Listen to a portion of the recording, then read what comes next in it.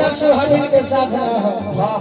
कोना मेहरारू के मन ना हो कोना औरत के इच्छा ना हो कि पियावा घरे रहे हां हां जो मन करे सोचो क्या बात है ना लया करना बुद्धि को मन पर भागी जाई सोहियो मरुधि पर